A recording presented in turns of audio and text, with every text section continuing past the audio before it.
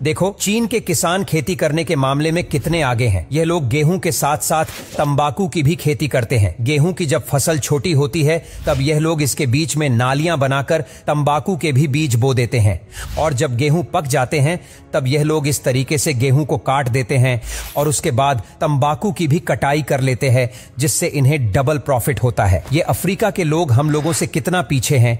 जहां हम लोग कंक्रीट पत्थर से अपना घर बनाते हैं, वही अफ्रीका के लोग मोटी मोटी लकड़ियों से अपना घर बनाते हैं और इन्हीं में रहते हैं। और अफ्रीका में पानी की इतनी कमी होती है कि यह लोग अपने पशुओं को लाल मिट्टी से नहलाते हैं, जिससे पशुओं के शरीर में जो भी कीड़े वगैरह होते हैं वह मर जाते हैं। जब भी चीन के किसान सब्जियों की खेती करते हैं तब यह लोग सब्जियों के पेड़ को लकड़ी से बांधने के लिए इस मशीन का इस्तेमाल करते हैं, जो फटाक से सब्जी के पेड़ को लकड़ी से बांध देती है। और अगर यह लोग सब्जी के पेड़ को लकड़ी से ना बांधे तो सब्जी जमीन में भी गिर सकती है और पेड़ बिल्कुल बेकार हो जाएगा। अगर आपके घर की भी टाइलें इस तरह से गंदी हो गई है तो आप इस मशीन का इस्तेमाल करके काफी आसानी से टाइलों को चमका सकते हो।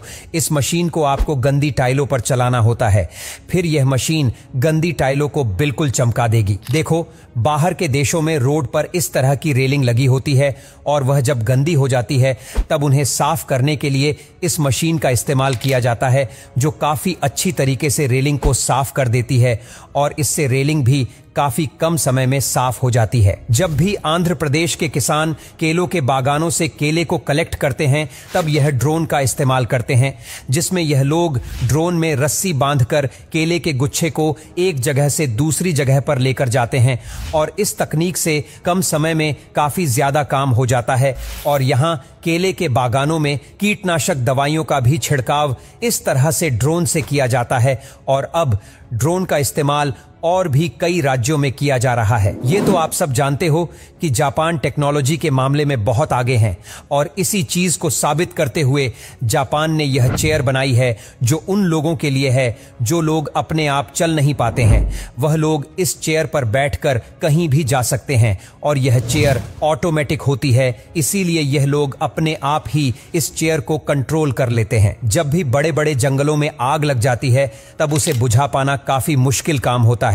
तब ऐसी सिचुएशन में इन हेलीकॉप्टर में पानी भरकर आग के ऊपर छिड़का जाता है, जिससे आग काबू में आ जाती है और यह हेलीकॉप्टर एक बार में काफी ज्यादा पानी ले जाते हैं, जिससे आग बिल्कुल बुझ जाती है। देखो जब भी हमारे यहाँ बारिश होती है तो बच्चों को घर से बाहर बिल्कुल भी नहीं निकलने दिया जाता है, लेकिन वही चीन के बच्चे घर से बाहर बिल्कुल टेंशन फ्री घूमते हैं। दरअसल इन बच्चों को एक तरह का वाटरप्रूफ सूट पहना दिया जाता है, जो बच्चों को बिल्कुल भी भीगने नहीं देता है।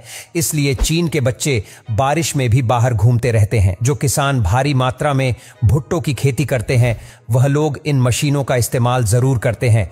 दरअसल यह भुट्टो को तोड़ने वाली मशीन है, जो काफी जल्दी भुट्टो को तोड़ देती है और अगर इन मशीनों का इस्तेमाल न किया जाए और भुट्टो को हाथों से तोड़ा जाए तो काफी ज्यादा समय लगेगा। इसीलिए किसान अपने समय को बचाने के लिए मशीनों का इस्तेमाल करते हैं और इन मशीनों को चलाने में ज्यादा खर्च भी नहीं आता है। देखो ये है भुट्टे के बीजों को निकालने वाली जुगाड़ू मशीन, जो काफी फास्ट भुट्टो से बीज निकाल रही है। वाकई भारत के लोग कुछ भी कर सकते हैं। जहां हमारे भारत के गाय फॉर्म में गोबर को हाथों से कलेक्ट किया जाता है, जिसमें काफी मेहनत लगती है, लेकिन वहीं अमेरिका जैसे फार्मों में इस तरह की मशीनें होती हैं जो गोबर को कलेक्ट कर लेती हैं और उसके बाद यह खेत में गोबर को डाल देती है, जिससे फसलें काफी अच्छी हो जाती है और खेत में यूरिया भी नहीं डालनी होती है। देखो कोरिया में ट्रक ड्राइवर मोटा पैसा कमाने के लिए अपने ट्रक को मॉडिफाई कराकर अपने ट्रक में ही स्विमिंग पूल बनवा लेते हैं, जिससे इन स्विमिंग पूल वाले ट्रकों को पिकनिक पर जाने वाला पूरा परिवार बुक करता है, जिससे यह परिवार इस पूल वाले ट्रक में ही मस्ती करते करते अपने स्थान पर पहुंच जाता है। और आपको जानकर हैरानी होगी कि इस ट्रक का एक दिन का किराया 1 लाख रुपए से भी ज्यादा होता है। और क्या आप इस ट्रक में नहाना चाहेंगे? कमेंट में जरूर बताना। देखो जहां हम लोग अपनी फसलों और अपने घरों को चोरों से बचने के लिए इस तरह के लोहे के तार लगाते हैं, लेकिन वही रसिया के लोग चोरों से बचने के लिए रैपिड वायर का इस्तेमाल करते हैं, जो बिल्कुल रेडीमेड बना हुआ 7 फीट का तार होता है, जिसे बड़ी आसानी से लगाया जा सकता है और आसानी से फोल्ड भी हो जाता है। और यह तार काफी ऊंचे होते हैं जिससे कोई चोर वगैरह घर के अंदर नहीं आ पाता है। देखो, यह लड़की अपनी फर्स को यूनिक तरीके से बनाने के लिए सोशल मीडिया पर काफी ज्यादा वायरल हो गई है। दरअसल इसने अपने पूरे घर की फर्स को सिक्कों में बदलने का फैसला किया। सबसे पहले इसने फर्श पर एक फेविकोल लगाया और उसके बाद एक एक करके सिक्के को रखना शुरू कर दिया और सिक्के फर्श से बिल्कुल अच्छी तरीके से चिपक गए, जिस वजह से इसकी फर्श काफी यूनिक दिख रही है। चीन के यह रेस्टोरेंट दुनिया के सबसे खूबसूरत रेस्टोरेंट में से एक है, क्योंकि इसमें कई तरह के रंग बिरंगी मछली तैरती रहती हैं और जिस पानी में मछलियां तैरती है उसी पानी में टेबलें लगी हुई है जिस पर लोग खाना बैठकर खाते हैं। और यह रंग बिरंगे की मछलियां लोगों के चारों ओर तैरती हैं, जो नजारा काफी ज्यादा खूबसूरत लगता है। लेकिन इस रेस्टोरेंट के नियम भी हैं। यहां के नियम के अनुसार आप इन मछलियों को कुछ भी नहीं खिला सकते हो। यह मछलियों को खाना खिलाने का सबसे आसान तरीका है। इसमें मछलियों को एक कंटेनर में रखा जाता है और इन कंटेनरों में छोटे छोटे छेद होते हैं, जिससे कंटेनरों में दाना भी काफी आसानी से चला जाता है और मछलियां भाग भी नहीं पाती और इन पर कोई जानवर भी हमला नहीं कर पाता है। और साथ ही यह कंटेनर आगे पीछे भी होते रहता है, जिससे मछली को खाना डालना और भी ज्यादा आसान हो जाता है। देखो, यह है खेतों में से जंगली जानवरों को पकड़ने का देसी जुगाड़। इसमें जानवरों को मांस का लालच देकर पकड़ते हैं, क्योंकि यह जंगली जानवर किसानों की फसलों को नष्ट कर देते हैं। इसीलिए किसान इस देसी जुगाड़ से इन जंगली जानवरों को पकड़ लेते हैं और उसके बाद इन जानवरों को जंगल में छोड़ दिया जाता है। चीन के लोग पंछी पकड़ने के मामले में बहुत आगे होते हैं। इन लोगों को जब भी पंछी पकड़ना होता है तब यह लोग नकली पंछियों को खेतों में खड़ा कर देते हैं, जो बिल्कुल असली पंछियों की तरह लगती है।